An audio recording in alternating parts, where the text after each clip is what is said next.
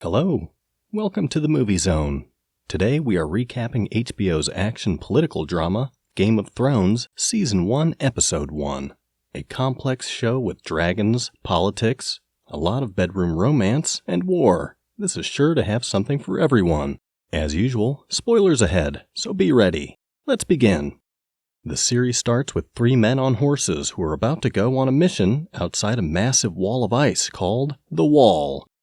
The three rangers are Will, Jared, and Sir Waymar Royce, and they are part of the group who defends the wall, the Night's Watch. As they cautiously entered a snowy winter forest, the three split up to survey the area. Will finds some smoke from a campfire, indicating wildlings nearby. It's not yet clear who the wildlings are at this point in the story. All we know is that these rangers are tasked to track them down. Will then slowly crawls closer and closer to what he assumes is a wildling camp, but he is mortally shocked at what he found. All the wildlings have been slain, with limbs and other body parts broken up and separated. He stumbles as he sprints to his horse, fear and terror in his eyes.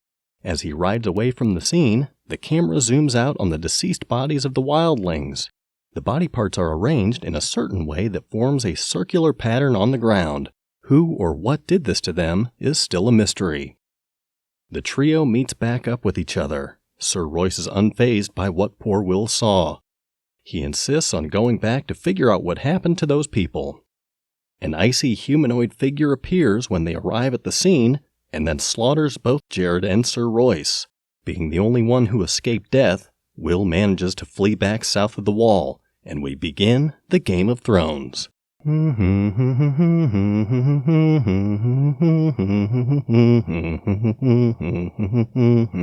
Alright, enough of that. While Will was able to avoid being skewered to death by icy zombies, he turned himself into a deserter of the Night's Watch, a wanted criminal. He's discovered by the guardsfolk of Winterfell, who surround and arrest him. A lone guard was then sent as a messenger, with Winterfell in the foggy distance.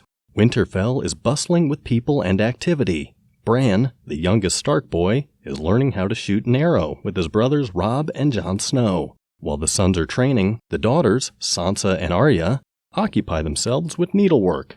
We hear one of the elders complimenting Sansa after exceeding in her sewing activities, in contrast to her younger sister Arya, finding it difficult and tedious. Her mind is occupied by the sounds of arrows and men cheering outside, who she decides to join. All of this is being overseen by Lord Eddard Stark of Winterfell, head of House Stark and Warden of the North, along with his wife, Lady Catelyn. Playtime abruptly ends as the messenger guard, now arriving in Winterfell, delivers an important message. They've captured a deserter from the Night's Watch. The Night's Watch is an organization of soldiers protecting the Wall, or the northernmost point of civilization on Westeros, from wildlings and White Walkers. The news of a deserter from the Night's Watch prompts Ned to saddle their horses and bring his boys with him, including his ward, Theon Greyjoy of the Iron Islands. He decides to bring 10-year-old Bran as well. This worries Catelyn, telling him that the boy is too young to see such things. Ned then responds with, "He won't be a boy forever, and winter is coming."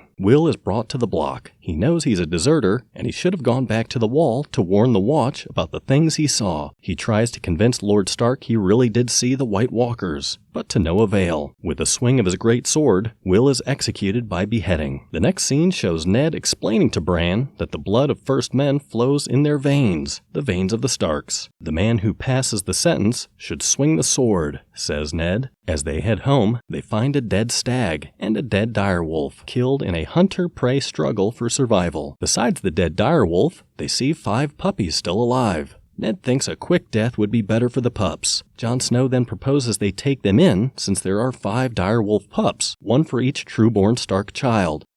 And the direwolf is the sigil of House Stark. Ned reluctantly agrees. As they are leaving, Jon Snow finds a 6th pup a short distance away from the rest of the litter.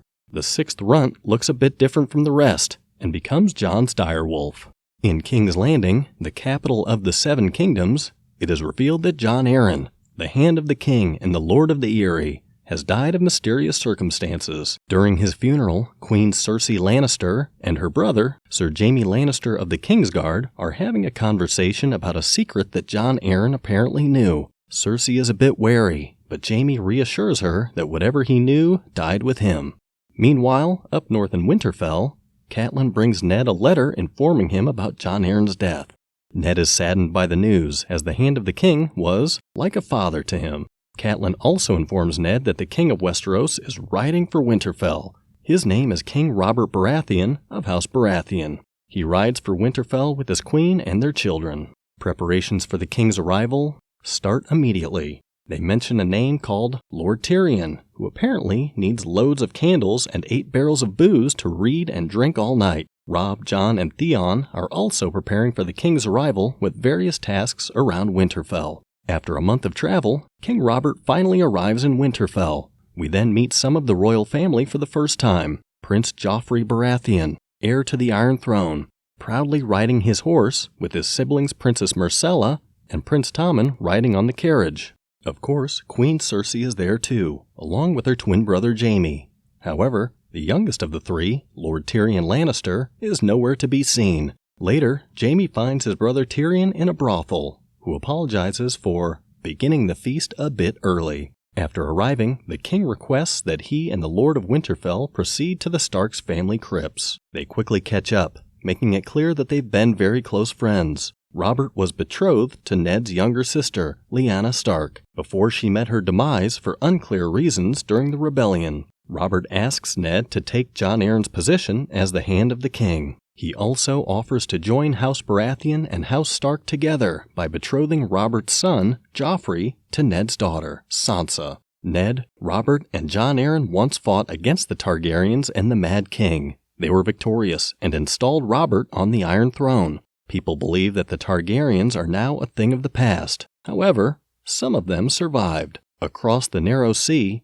we are introduced to Daenerys Targaryen and Viserys Targaryen. Viserys claims to be the rightful king of Westeros as the only living son of the Mad King, who was deposed in Robert's rebellion. In the hopes of reconquering the entirety of Westeros and bringing back the Targaryen dynasty, he organizes an arranged marriage for his sister Daenerys. She is to wed the legendary Khal Drogo, chieftain of the Dothraki Horde, a race of strong and nomadic horse lords.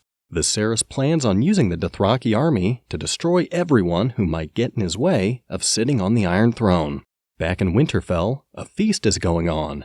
King Robert is seen seducing the servers, with Queen Cersei looking at him with cold disappointment. Jon Snow is seen practicing with his sword outside because apparently Lady Catelyn thought that it might insult the royal family to seat a bastard in their midst. Benjen Stark, his cool uncle who has just arrived from the Wall, offers him a warm welcome in the Night's Watch. Benjen Stark is the first ranger of the Night's Watch. Jon wants to join them, and wants his uncle Benjen to ask his father Ned about joining. Benjen leaves to see Ned, and we see Tyrion Lannister meeting Jon for the first time. They talk about bastardy, and how he's supposed to wear it like armor. Tyrion then leaves, saying, "All dwarfs are bastards in their father's eyes." Benjen and Ned Stark discuss recent events, about Will, the boy beheaded, about the White Walkers, the direwolves south of the Wall, and how Ned is to become Hand of the King. Meanwhile, Cersei's still looking at Robert with quite a cold look. Catelyn sits beside her. The two also talk about recent events and how they might share a grandchild soon. After the feast, Ned and Catelyn lie in bed. Neither wants Ned to go south, to the capital they call a rat's nest. They are interrupted by Maester Luwin, the Maester of Winterfell, and a loyal servant to the Starks. He informs the two that a rider in the night delivered a letter from Catelyn's sister and Jon Arryn's widow, Lady Lysa Arryn. She has fled the capital and claims that Jon Arryn was murdered by the Lannisters. She also claims that King Robert might be in danger. Ned must now decide whether or not to come for his best friend's aid and protect him from anyone who might conspire against the throne. Across the Narrow Sea, the Dothraki wedding between Drogo and Daenerys is ongoing. Blades clang, warriors kill each other, women are getting harassed. This seems to be the norm when it comes to the Dothraki horde weddings.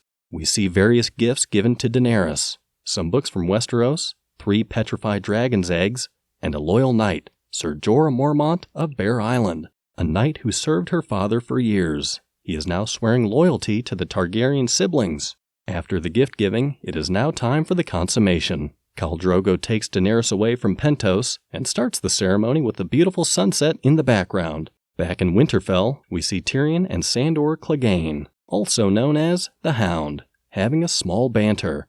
After preparing a royal hunting party, Robert leads them out of the castle. As they are going out, we see Bran going for a climb on the walls of Winterfell. He just loves climbing. As he was climbing, he hears some grunting and moaning noises coming from an abandoned tower. He sees two adults with blonde hair doing the thing. They kinda look familiar, and as their faces are revealed, unfortunately for Robert, we see the Queen, Cersei Lannister, doing the thing with her twin brother, Jaime Lannister. Bran sees them eye to eye. Jaime quickly approaches Bran, and after a brief moment, pushes Bran out of the window. The things I do for love. What do you think about this show? Tell us in the comments below. Check out other episodes on our channel, and be sure to like and subscribe. See you next time.